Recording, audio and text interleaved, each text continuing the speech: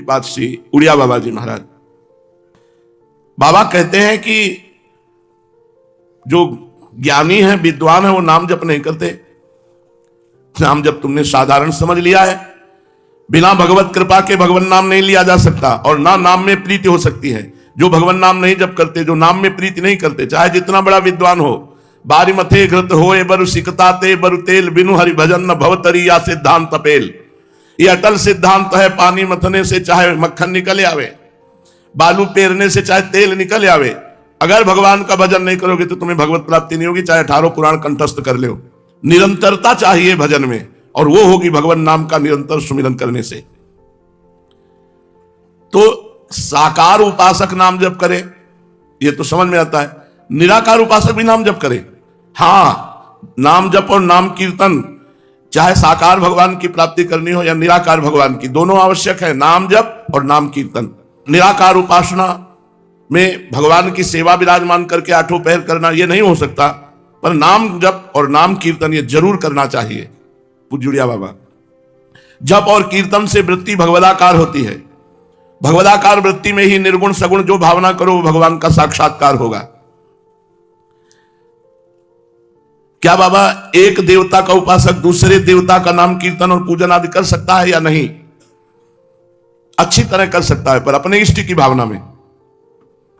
जैसे कहीं कीर्तन हो रहा है, जय श्री राम जय श्री राम जय श्री राम, तो जब हम बैठेंगे तो हमें राधे श्याम सुनाई देगा, क्योंकि हमारी इष्टाकार वृत्ति। तो हम वहां वो सियाराम में मगन हो रहे हैं, वैसे ही धुनी में अपने राधे श्याम में मगन होंगे। भगवान सियाराम के दर्शन कर रहे हैं, हमारा प्रणाम मुद्रा जब होगी तो हम अपने ही राधा वल्लभ लाल को देखेंगे, अपने राधे श्याम को देखेंगे। वही है श्यामा श्याम, वही है सियाराम, इसमें बिल्कुल अंतर नहीं। पर साधक को अपनी निष्ठा पे रहना चाहिए। जैसे गोस्वामी तुलसीदास जी कह रहे हैं, बने तो रघुबर ते बने, बिगड़े तो भरपूर, तुलसी औरम ते बने।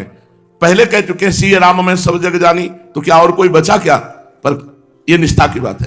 तुलसी औरम ते बने ता बनिबे पे धूर। तो अपनी इष्टाकार वृत्ति में रहे। मानो हम जा रहे हैं परिक्रमा कर रहे, हनुमान जी की आरती हो रही, तो हम खड़े हो गए, जय राधा वल्लभ लाल की आरती हुई, चल दिया। वहां हमारी दृष्टि में राधा वल्लभ लाल है, हमारे कान में राधा वल्लभ लाल, हमारे हृदय में राधा वल्लभ लाल। कहीं भी किसी भी देवी देवता की आराधना हो रही हो, अवहेलना करना वैष्णव का धर्म नहीं है। अरे यस नहीं, आरती हो रही, पूजा हो रही, जय हो राधा वल्लभ लाल की जय हो, प्रणाम मुद्रा, और चल दिया। जब इष्टाकार वृत्ति हो जाए तब बात बनेगी। बाबा क्या झांझ पीटने से, संकीर्तन करने से ब्रह्म ज्ञान हो जाएगा या नहीं? यदि वो संकीर्तन करता है और उसकी इच्छा है कि मैं ब्रह्म ज्ञानी हो जाऊं तो हो जाएगा। कीर्तन में बड़ी सामर्थ्य है भगवान नाम की। देखो ब्रह्म ज्ञानी सनकादि हर समय कीर्तन ही तो करते रहते हैं, हरिशरणम हरिशरणम हरिशरणम। क्योंकि नाम कीर्तन से अंतःकरण की शुद्धि होगी, और अंतःकरण जहां शुद्ध हुआ तो शुद्ध ज्ञान अपने आप स्फुरित होने लगता है। किंतु नाम कीर्तन करते हुए ज्ञानाक्ष, जो ज्ञान की इच्छा रखने वाला है, उसको भगवान के साकार रूप का दर्शन नहीं हो सकता। क्योंकि वो ज्ञान की इच्छा रखता है, नाम कीर्तन करता है, तो अंतःकरण पवित्र होगा, ज्ञान स्फुरित होगा, पर वहां रूप स्फुरित नहीं होगा। प्रेमी के हृदय में रूप स्फुरित होता है। कहते हैं कि योग करना चाहिए, योग से चित्त शांत होता है। क्या ये ठीक है? तो क्या नाम जप करना योग नहीं है क्या? पूज्य बाबा उत्तर दे रहे, क्या नाम जप करना योग नहीं है? सबसे बड़ा योग है तेसाम सतत युक्ता नाम भजताम प्रीति पूर्वकम ददामि बुद्धि योगम तम ये नाम उपयांति थे। जो निरंतर भगवान का नाम जप कर रहे हैं, इससे बढ़कर कोई योग नहीं, क्योंकि भगवान स्वयं योग बन जाते हैं। ददामि बुद्धि योगम तम, मैं उसके बुद्धि में योग रूप से बैठ जाता हूं, जो निरंतर प्रेम पूर्वक मेरा नाम जप करता रहता। नाम जप सबसे बड़ा यज्ञ, सबसे बड़ा योग। यज्ञानाम जप यज्ञोष्मी, और योग का अर्थ है चित्तवृत्ति को रोक करके परमात्मा में लगाना। वो नाम जप से हो रहा है। अनंत सामर्थ्य नाम जप में है। इसलिए मेरी ये बात मान लो, किसी तरफ मत भटको, निरंतर नाम जप करो। नाम जप से ही सब कुछ प्राप्त हो जाएगा। संकीर्तन के समय जब नाम कीर्तन कर रहे हो तो नामी का ध्यान अत्यंत अनिवार्य है। राधा, हमारे ध्यान में राधा किशोरी होनी चाहिए। जब हम नाम कीर्तन कर रहे हैं, उसी के साथ इष्ट का ध्यान कर रहे हैं, ऐसी स्थिति में फिर कोई और कर्तव्य की जरूरत नहीं पड़ती। भक्त को सदैव एकमात्र अपने इष्ट देव का ध्यान करना चाहिए, अपने इष्ट देव का नाम जप करना चाहिए। अपने ही इष्ट देव का मंत्र जपना चाहिए, एक भी नाम या मंत्र अन्य नहीं चलना चाहिए, व्यभिचार दोष नहीं आना चाहिए। जब सांगोपांग उपासना मिल जाए तो इस बात में बहुत कठोर हो जाए कि अन्य नहीं चलने देंगे। गुरु प्रदत्त नाम, गुरु प्रदत्त मंत्र, गुरु प्रदत्त वाणी, उपासना बस समिट जाए। समिटे सुवासिक, फैले सो जमाना। इसके अतिरिक्त जो नाम है, मंत्र हैं, इष्ट के रूप हैं, वो सब हमारे इष्ट देव के हैं, सबका आदर है, पर हम नहीं जपेंगे। हम जपेंगे वही जो हमारे गुरु जी ने दिया है, नाम, मंत्र, उपासना, इष्ट देव। जो भगवत कृपा पात्र नहीं है वो नाम जप ही नहीं सकता है, नाम में रुचि ही नहीं हो सकती। भगवत कृपा पात्र की ही नाम में रुचि होती है। भगवत कृपा कब और किस पर कैसे हो जाए ये कहा नहीं जा सकता। इसलिए घोर पापी के भी हृदय में जो बात आई कि मैं अब नाम जप करूंगा, वो भगवत कृपा पात्र बन गया। अब चूकना मत, एक ब्रेक लगा लो, अब लो नशानी, अब ना सही हो, आज तक की आप नहीं करूंगा, सब खत्म हो जाएगा पाप तुम्हारा और तुम परम पवित्र होकर भगवत प्राप्त हो जाओगे। भगवान का जोर जोर से नाम लेने से क्या लाभ है? अरे जितने जोर से लोगे उतने और लाभ मिलेगा। कैसे? बोला राधा, अब जितने के कान में पहुंचा सबको राधा नाम सुनाने का पुण्य फल मिलेगा। कितना बड़ा लाभ! हम जब नाम उच्चारण करते हैं, जय जय श्री राधे श्याम, तो पशु पक्षी कुत्ता जड़ चैतन्य सबको नाम पावन करता है। इतना पवित्र नाम है कि गंगा जल में जो पवित्रता है वो नाम से ही है। गंगा जल को भी पुनः पवित्र करने की सामर्थ्य नाम व्यापक संतों में है। तो संतों में जो तीर्थी कुर्वन्ति तीर्थानी सामर्थ्य आई, वो नाम जप से ही आई। जब नाम जोर से कीर्तन करते हैं, जितने कान में जहां जहां पहुंचता है। अब आप लोगों को पता नहीं अनुभव हो कि ना हो, जो यहां हो तो ऐसा हृदय में आह्लाद, एकदम शीतलता। क्यों? यहाँ की दीवाल का कण कण राधा नाम से युक्त हो चुका है। कई वर्ष हो गए अखंड नाम कीर्तन चल रहा है, वाणी पाठ चल रहा है, भगवत लीला कथा, और पचासों सैकड़ों संत माला लिए नाम जप करते रहते हैं, भक्तजन नाम। तो यहाँ का वैसे ही यमुना जी का पावन पुलिन है, वैसे ही परम धाम वृंदावन है, और फिर यहाँ तो निरंतर अनुष्ठान चल रहा है। भगवान नाम कीर्तन, वाणी कीर्तन, गुण कीर्तन, भगवत नाम जप अंदर से चलता है।